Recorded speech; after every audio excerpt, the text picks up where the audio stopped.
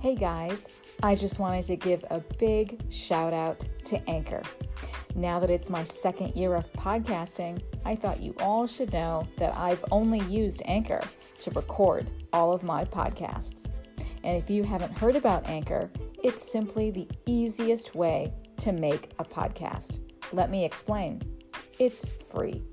There are so many creative creation tools that allow you to record and edit your podcast right from your own cell phone and your own computer. Anchor then does the hardest part for you.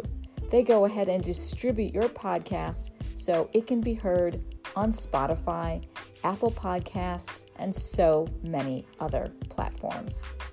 Now, I think it's everything you need to make your own podcast in one place. So what are you guys waiting for? Go ahead and download the free Anchor app today and head on over to anchor.fm to get started. Have fun.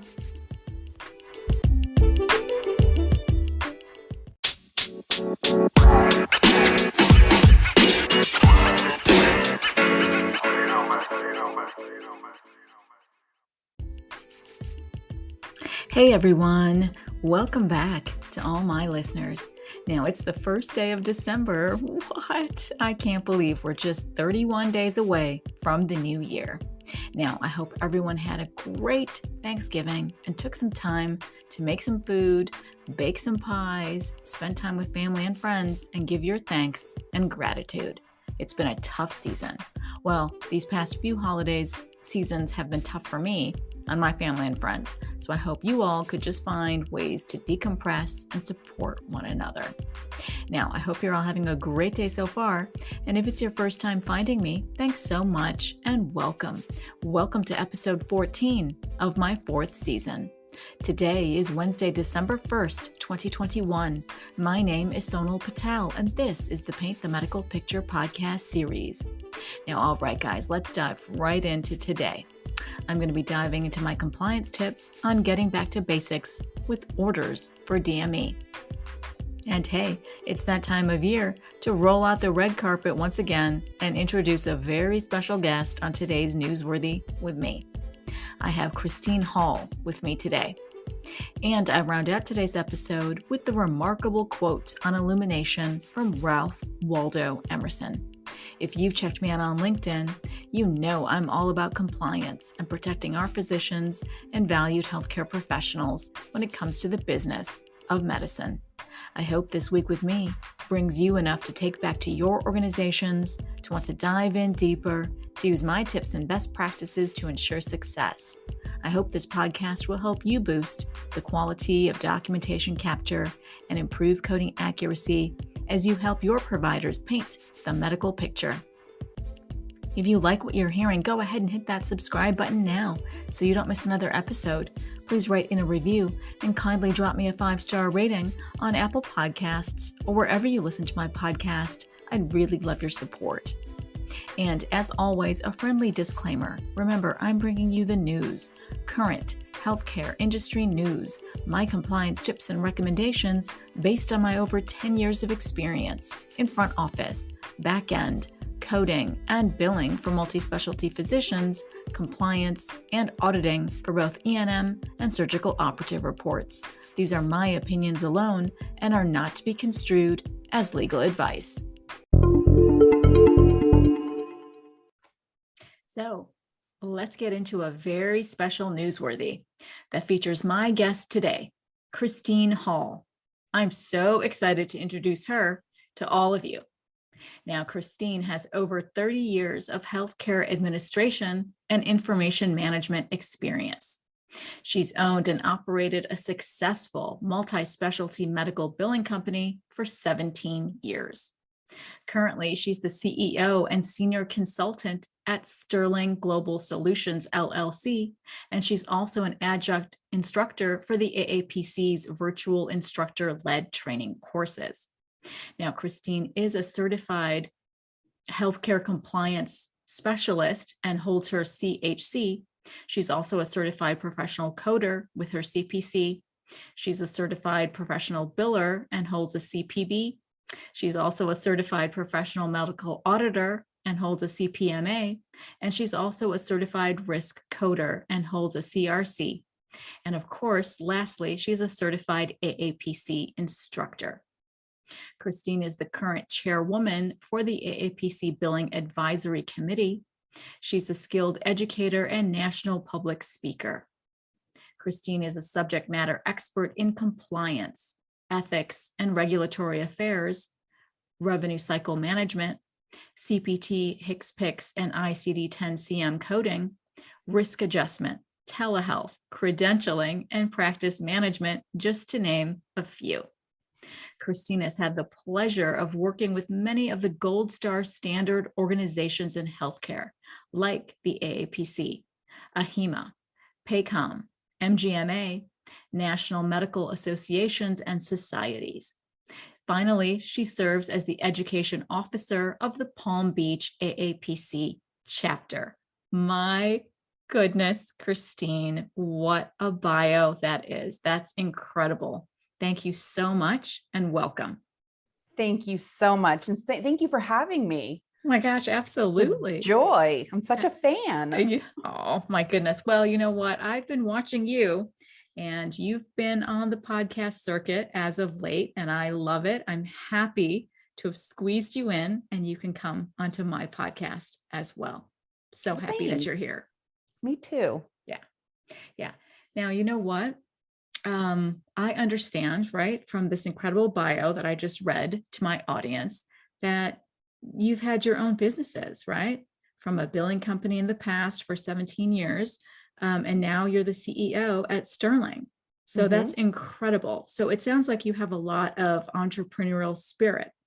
I'd love to hear some more. Yeah, I would love to know about what inspires you there. Well, I dream big. And I like to reach far. And so I think the only way that you really get to scratch that itch is as an entrepreneur. Because when you work for someone, they hire you for a particular need that they have. And you can be the best at that need that they have, but you're still going to be kind of restricted to what their needs of you are and what opportunities are there. And that doesn't always fit in with my agenda.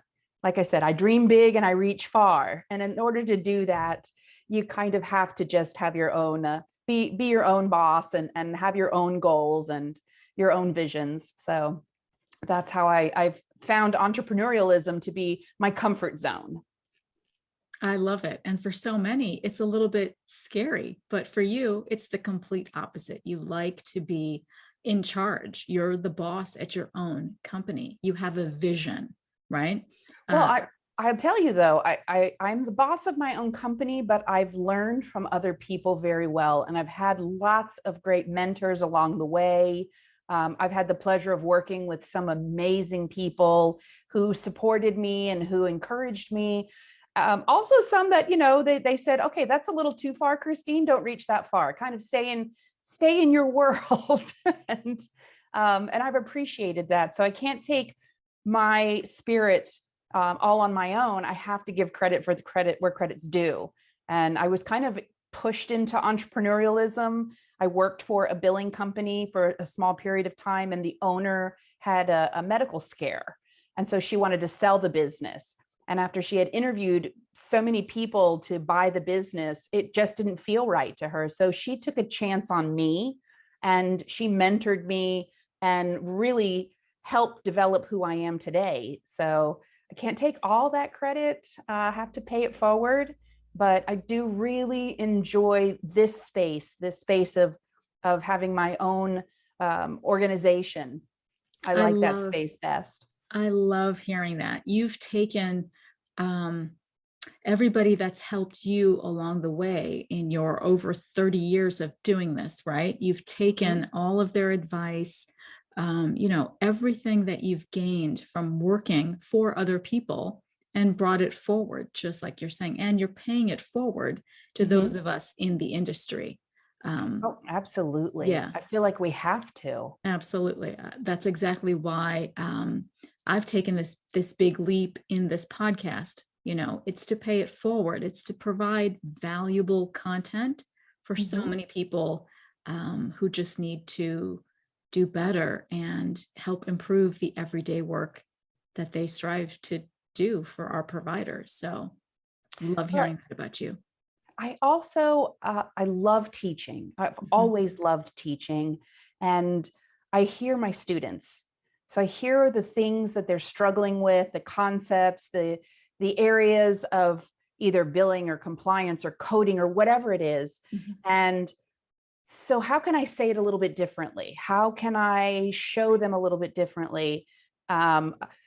I just had a recent email from a student, and she was so discouraged, and she says, I'm just not getting this, Christine. And I don't know if this is for me. And I thought, but your grades are good. I think part of the problem is her type A personality keeps getting in the way, and she's not making full hundreds. But I said, okay, let's try this a different way. Let's look at it from another perspective. I want you to try this, let's take the guidelines in small chunks. Let's just look at chapter 1 and dissect that together and see where it comes.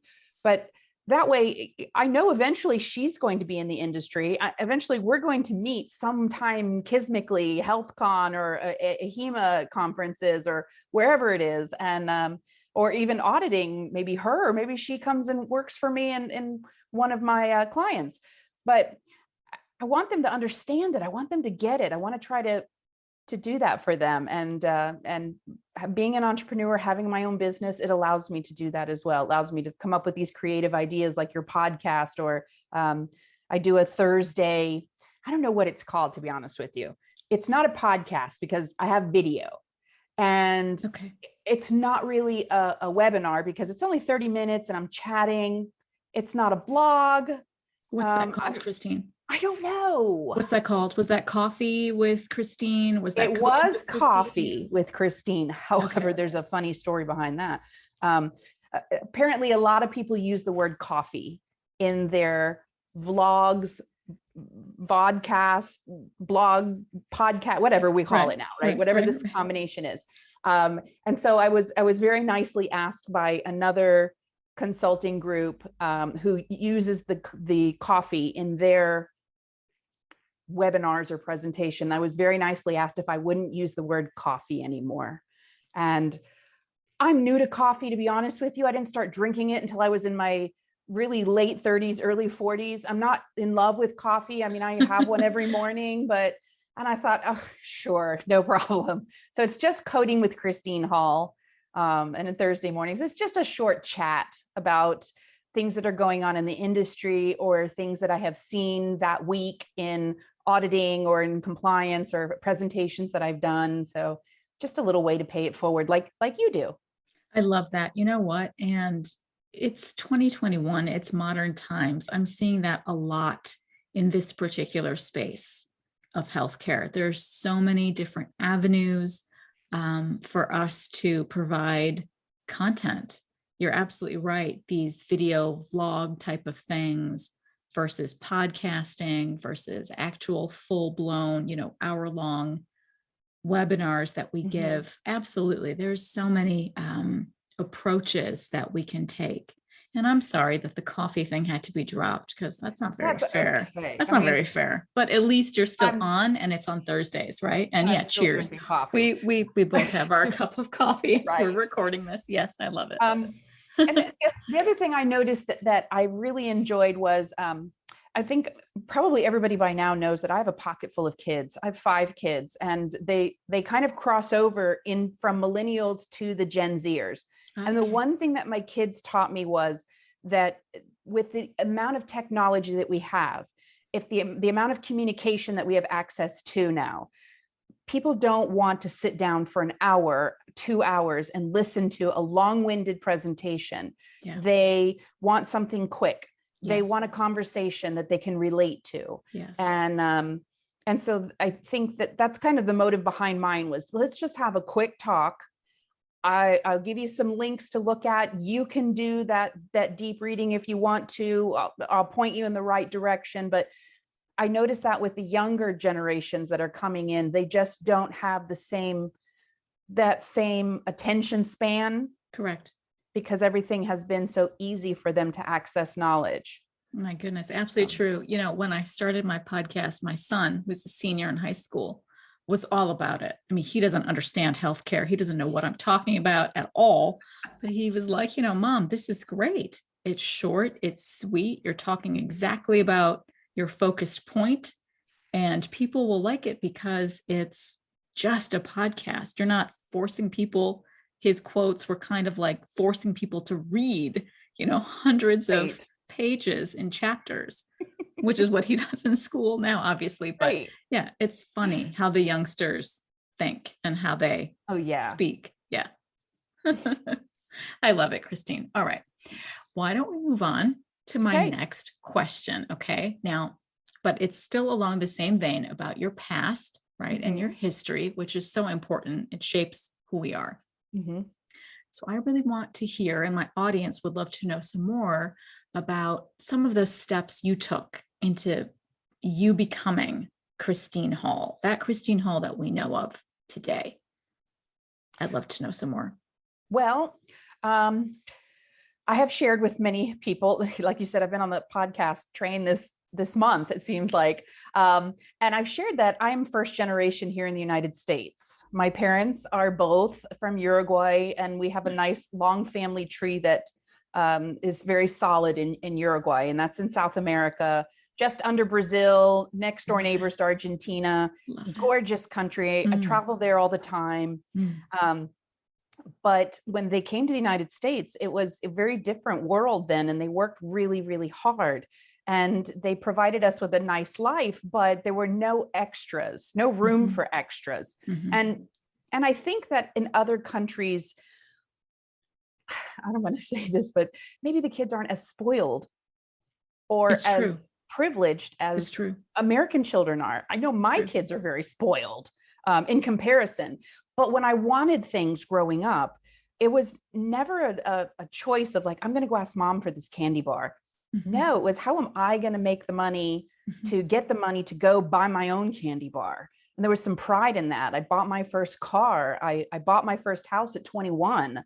There was some pride in being able to do that. And so I never thought twice about it. And moving forward, the only thing that I think I was motivated was buying the first business. I did have help. I had my mentor who helped me in that respect. But otherwise, you get up every day, you go to work every day. It's never a question. And so that's kind of how I got here, was by watching my parents, watching what other things that were going on, and finding ways to fulfill my own wants and needs. Of course, they provided all my needs, but my wants, right? Of course. And so same thing now. My poor husband sat down the other day and he says, well, what do you want for Christmas? I have no idea. I mean, we buy things along the way that we need and most of what we want. So I think we're going on a destination Christmas this year. Nice. Yeah. That's just a few weeks away. Maybe he'll surprise you. I love it. I think he's working on that. I love that. Well, listen, you know what? I'm also of that same mindset. My parents and I came to the States in the late 70s from India/Africa. That's my heritage. I was born in Africa, although I'm of Indian descent. That's a long story, but yeah, it's that same kind of. We'd like to hear a podcast about that. Yeah, it's a pretty good story. Yeah, but it's that same mindset. Like, when my dad came here, he's a physician. He's now retired, but when he came here as an immigrant, right, he had to repeat his residency. So he was already a physician practicing in Zambia, seeing patients. He was well known, respected, blah blah. But he had to come here and repeat it all over again. That's just how it's done, right? Yeah. So it's from them, that work ethic. Like, you don't let anything set you back. If you're told you have to do it a certain way, you just jump through the hoops their way and you do it. And you find some success. And I agree, like you, I didn't just get handed things, right? Yeah. Simply because he's a quote unquote physician, right? I was not that little girl.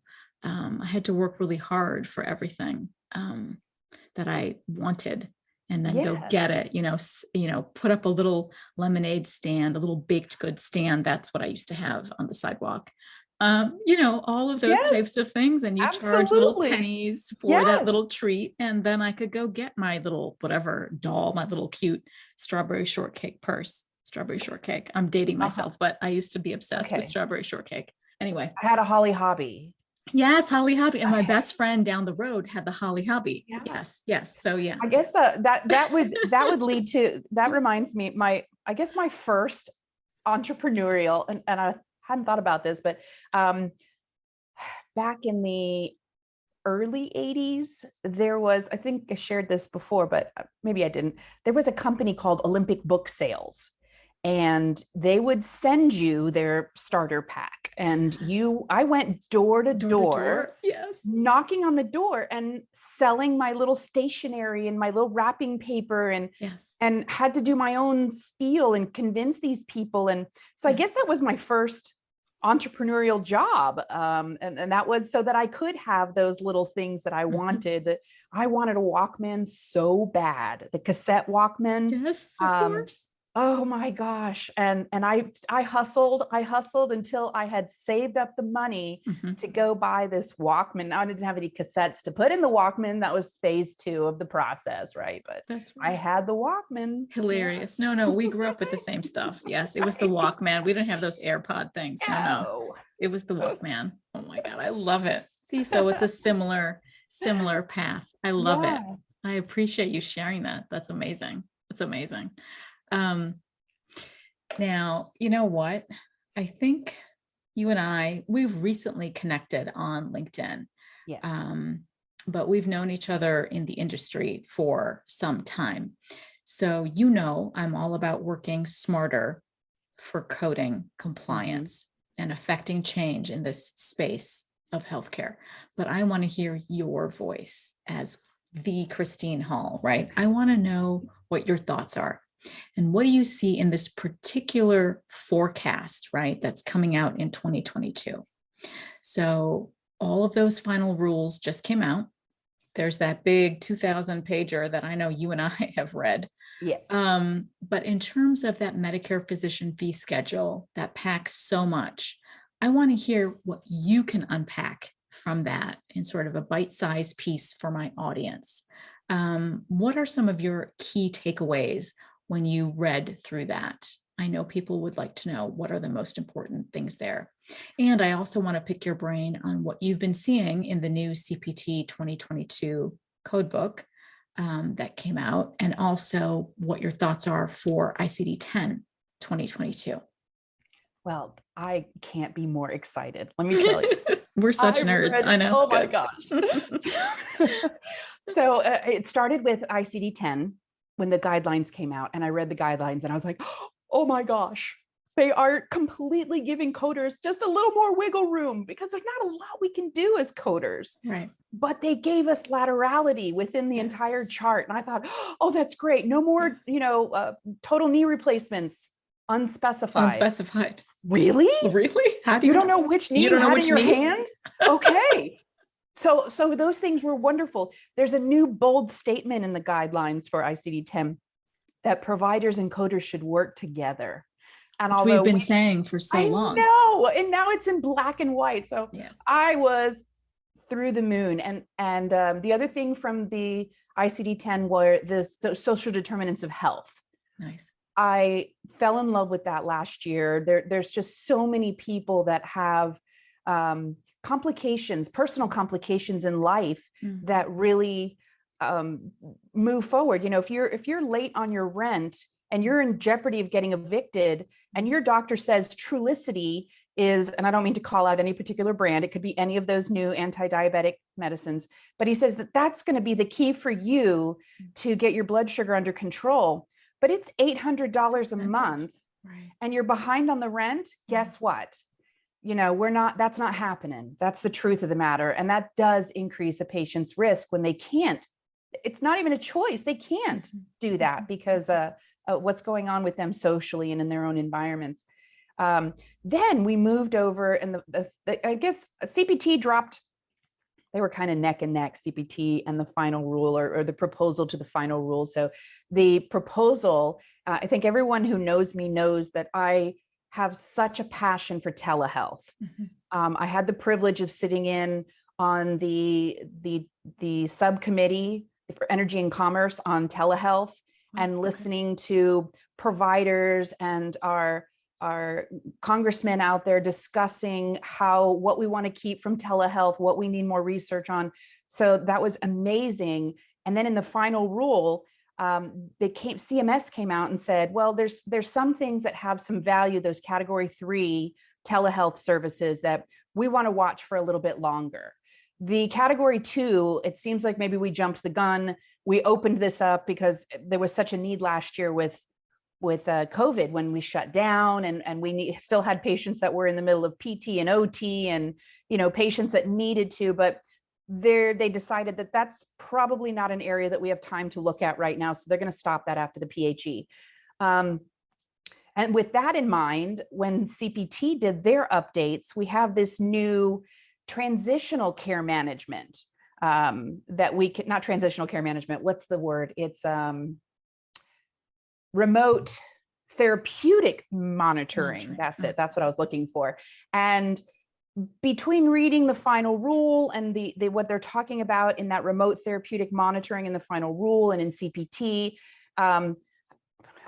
you can't see me because we're not on live, but I'm holding my crystal ball. Nice. Which I do all the time.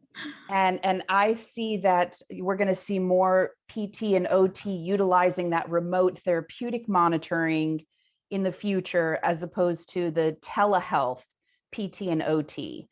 So I see that the AMA has been thinking about some of these services that are going to go away, and how can we still provide services and get reimbursed for them when we removed that telehealth from the original CPT code. I don't know how clear that is, but we were using the original CPT codes, the PT and OT specifically, to help patients with their therapeutic exercises. Well, that's going to go away. That's a category 2 telehealth code right now. But perhaps that remote therapeutic monitoring might be something that PT or OT can do with the patient, again, either via email or online telehealth, with the audio video, or maybe even a phone call. Are you still able to do those types of modalities? How well are you doing? And because I know that there was some good that happened during that, but so I see that they're all kind of working together. They're feeding off of each other, CMS, AMA, even ICD-10, all the gods of ICD-10, the CDC. They're all working together to kind of learn what we learned this past year, and how to bring it into 2022. So there's a lot of little components, but I see where they all link together, and it's a beautiful picture that they're painting. Exactly. To use your slogan, it is a beautiful picture they're painting right now. No, I mean, you're absolutely right. I mean, you've got some great insights there, and the pandemic has really shown all of us the really good collaborative skills that these organizations have. Right? They've really done a tremendous job working together. The CDC, CMS, everybody is on the same page on trying to make impactful changes in how care can be performed safely and effectively at the same time. And telehealth has shown us all so many ways that can be done. And I love it. I love seeing the innovation that's happened. I think all of us in this particular space, right, have known about telehealth for so very long, but didn't quite understand the constrictive nature of telehealth that we've been aware of for all this time. And suddenly it's a pandemic that allowed it to simply blow up, and all of us can now use it. And I think it's amazing. Well, I think I had a colleague of ours recently say we also have to kind of take a look and see what potential risks are out there, how telehealth could possibly be misunderstood or misused. Mhm. And so I do like the way that the final rule says we're going to watch this for at least some of those through 2023. So we can start building up some compliance guidelines on how to use telehealth efficiently, properly. So there's no risk of abuse out there. Exactly. So, what the pandemic did was we could open up the dam, right? But now they have to sort of put in those compliance checkpoints, they have to rewrite a few things probably to make sure that services can be, not only performed safely, but things have to also be documented compliantly. Right. So we preserve what little monies we have left in the funds of Medicare, Yes. right? So Agreed. yeah. Oh my God, Yeah. really good insights, Christine. I know you could talk on for a very long time about all of the changes, but we have all of 2022 to That's right. talk about that and to see how these codes are being coded and built out. And, lots more change is going to keep on coming quarter after quarter. So Absolutely. yeah. No. Looking forward to that. I love it, Christine. Amazing. Now, I know our time is short, unfortunately, as always. I'm so long-winded sometimes. I'm so sorry. No, not at all. I love having you here. And you can always come back with many, many more of All your right. insights in 2022. But now, you know what? Where am I going to see you, Christine, in the next 5 years? You've had a very long career already, over 30 years, but in the next 5 years, what are you striving for? I want to be able to help those that are coming into our industry. I want to be able to help not just coders, billers, auditors, compliance officers. I like working with physicians. I've done a lot with nurse practitioners and physician assistants that are in school and about to come out of school. I think that's the one thing that they don't teach our clinicians is how to get reimbursed properly. And so I would love within the next 5 years to be providing more education and guidance to everyone in our industry, from the coder that's starting out from the very beginning all the way through to compliance officers, physicians, other clinicians in the industry, to help them. There's a lot of benefits out there that some of the providers don't even know that they're eligible for. But I want to make sure that they're doing it correctly and that they don't ever have to answer an additional documentation request that has an unfavorable outcome or, anything like that. So that's kind of where my goal is to be that support to those out there. I love that, Christine. That's so needed, right? Those proactive champions. We need more and more of them. I love hearing that because absolutely right. We want to make sure our providers, all of them, are set up correctly from the very start, from the front end, because you and I don't like seeing the aftermath on the back end with these ADR letters, post-payment audits galore. All of that happens because compliance wasn't put in effect to begin with. Right at the start. When I had my billing company, one of the most frequent things that would happen was I would get a call from a provider's office that said, I have gone out on my own and I rented this amazing space and I hired a decorator and I bought all this furniture and equipment and I have state of the art. How do I get paid? Right. And I thought, are you kidding me? So, there's opportunities everywhere. I love it. Oh, I can't wait to see what you do in the next 5 years. Incredible.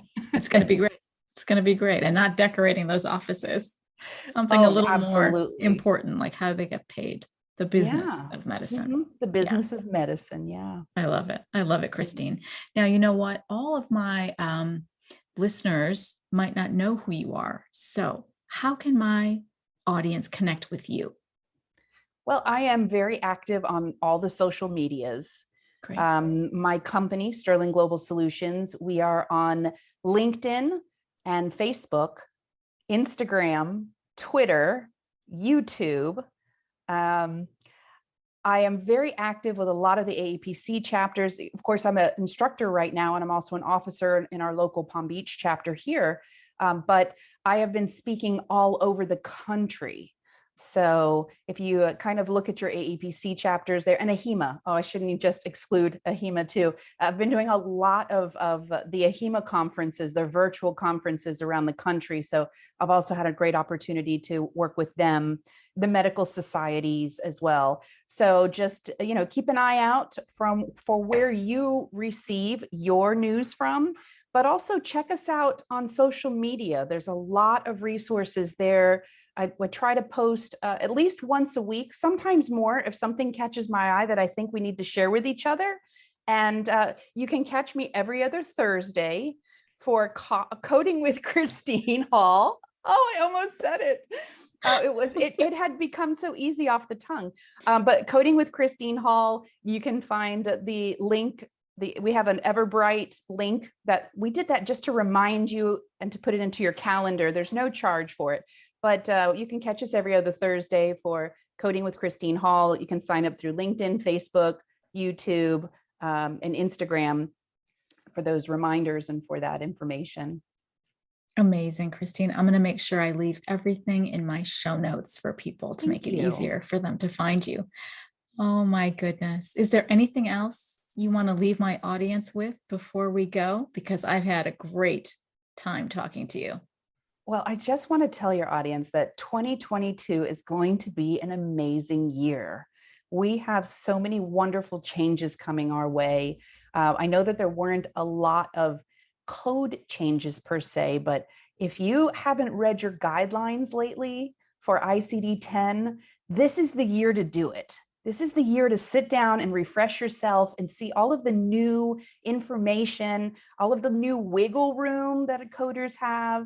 So that would be my advice or my recommendation or my thoughts for this year is finish the year reading your guidelines and look forward to next year. I love it, Christine. Thanks so much. Thank you. And now it's time for my best practice tips in Trusty Tip. So in today's new Back to Basics compliance tip, I wanted to focus on orders for DME, our durable medical equipment. Now, sometimes you might see DME POS and you're asking yourself, what's that? Well, it's simply an extension. It just extends out a bit further in describing the types of products, which are the prosthetics, the orthotics, and the supplies in the larger term of durable medical equipment. Now, I know I myself have seen so much documentation over these years when helping providers. After they receive ADR letters, those additional documentation requests, or overpayment demand letters, whatever they may be. But it's mostly after the service has already been rendered, after the payment has already been made. So I like today's Back to Basics to focus on the main requirements for standard written orders, or SWOs, for DME. Now, when it comes to our DME POS suppliers, they have to follow these requirements for their standard written orders. Again, those SWOs. Now, these DME POS suppliers have to follow 4 requirements. These suppliers are required to, number 1, keep an SWO from the treating practitioner on file. Second, these DME POS suppliers are required to get the SWO before submitting a claim for all DME POS items. Third, these suppliers are required to get the SWO before delivery for certain items. And finally, fourth, these DME POS suppliers are required to submit completed SWOs for all DME POS services billed if there's ever a post-payment audit. Now, here's a big tip from me. You should also be looking at 42 CFR 410.38 in its entirety. It's titled Durable Medical Equipment, Prosthetics, Orthotics, and Supplies, Scope and Conditions. Now, I'll just go over what I think is so very important In my opinion, these are the crucial elements, the must-haves, like in the section for conditions of payment. Now it states the requirements described in this paragraph, which is paragraph D, are the conditions of payment applicable to DME POS items. Now, the first is the written order or the prescription. It goes on and says all DME POS items require a written order or prescription for Medicare payment. Medicare contractors shall consider the totality of the medical records when reviewing for compliance with standardized written order or prescription elements. Now it goes on and talks about the elements. A written order or prescription must include the following elements, and they go over 6 of them. The first is for the beneficiary's name or their Medicare Beneficiary Identifier Number, the MBI. The second crucial element must be the general description of the item. The third must include that quantity to be dispensed, if that's applicable. The fourth must be that order date. The fifth is for that treating practitioner's name or their National Provider Identifier Number, the NPI number. And finally, sixth, you must have the treating practitioner's signature as an element. Now, the section moves on to talk about documentation in paragraph 3. Documentation. A supplier must maintain the written order or prescription and the supporting documentation provided by the treating practitioner and make them available to CMS and its agents upon request. And it goes on and talks about upon request by CMS or its agents, a supplier must submit additional documentation to CMS or its agents to support and or substantiate the medical necessity for the DME POS item. And then it goes on and talks about the face-to-face encounter, and that must be documented in the pertinent portion of the medical record. And they give an example, for example, inside the history, or inside the physical examination, or inside the diagnostic tests, or inside the summary of findings, in the progress notes, in the treatment plans, or in other sources of information that may be appropriate.